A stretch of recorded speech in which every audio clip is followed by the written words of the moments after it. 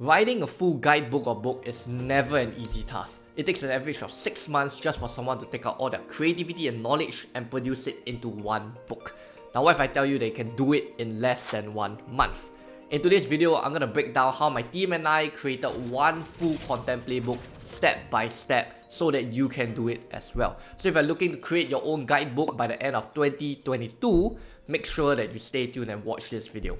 Now, if this is your first time on this channel, I help service-based entrepreneurs like you to attract and scale clients without spending a dime on ads. So if you don't like ads at all, make sure you smash the like button and subscribe for future videos. Every single year, my team and I creates a content playbook. This is pretty much a summarized version of all the content that works best for us throughout the one whole year, so it prepares our clients to go about creating content for the next year ahead. Ultimately, our whole goal is to make sure that coaches and consultants are able to go about creating content in the shortest span possible and get more leads and clients just through content. Ultimately, we do this for coaches and consultants so that they can spend as little time as possible on content and get more leads and clients so that they can go about spending more time working on their business rather than creating content. By the way, if you're a coach, consultant, or service-based entrepreneur, click the link below so that you can see the book for yourself and understand what I'm going through and breaking down in this video. Now, the content playbook consists of 66 pages of copywriting and design principles so that you're able to conquer Instagram. Now you might be thinking, wait a minute, this isn't really like a traditional book, but the systematic approach I'm going to be sharing with you is the exact same thing it takes to create your own book. In fact, I actually produced my own Amazon best-selling book. It's just that I don't really promote it because I'm not that proud of that current book. Now with that, let me break down the 6-step process in order to create your own full guidebook.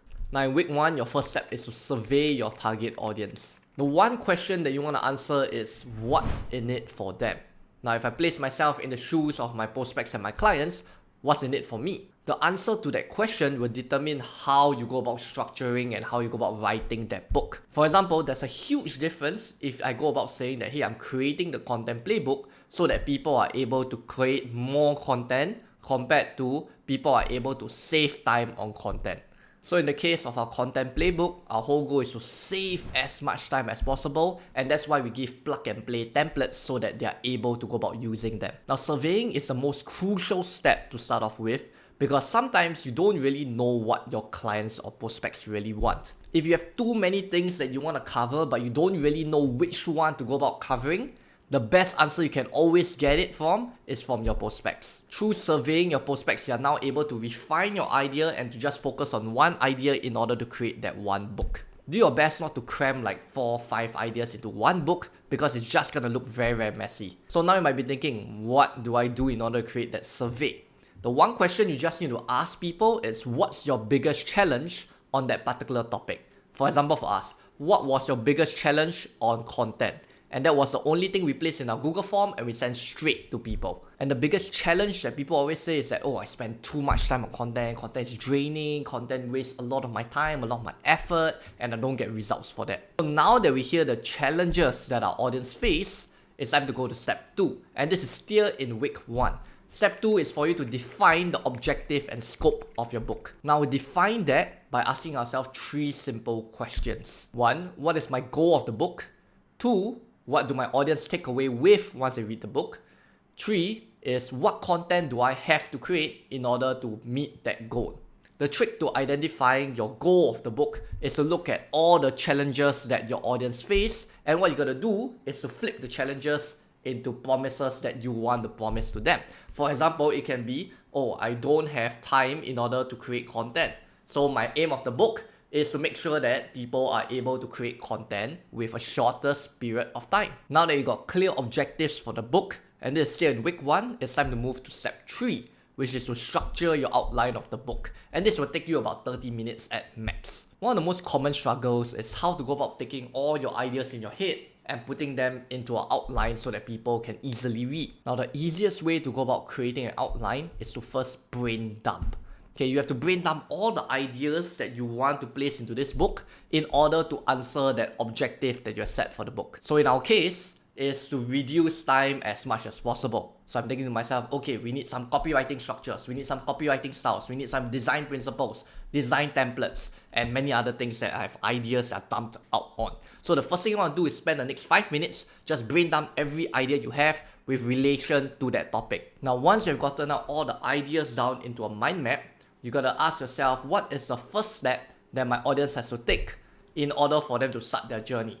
And then you're gonna look at what they have to do step by step in order to go from where they are to the goal of your book. So this will be a very, very logical sequence. For example, the first thing that my audience will probably ask is, what are different types of posts that I have to post on Instagram?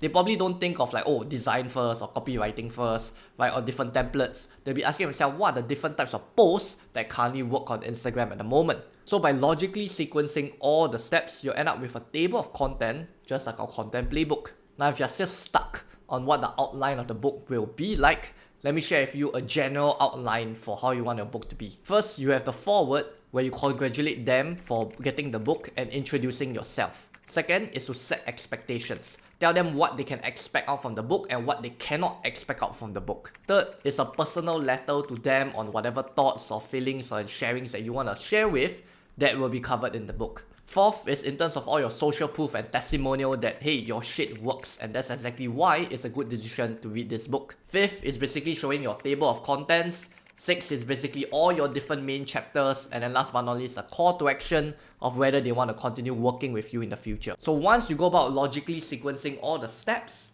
the next step that we're going to go into, which is step 4, is writing out the main chapters. The main chapters are simply the steps that you have to go about outlining from A all the way to Z. Now in each step, it signifies one chapter, and in that one chapter, you want to answer yourself 2 questions.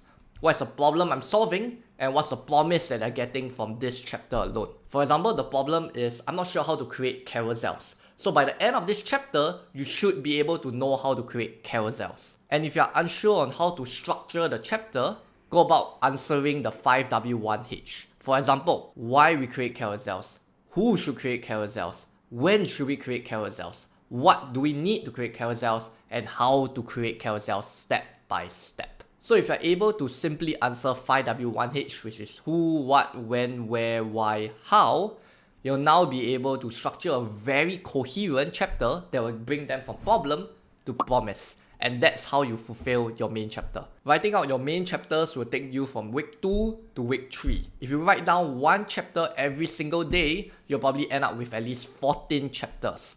And this brings us to the end of week 3, which is step number 5, proofreading and assessing the content.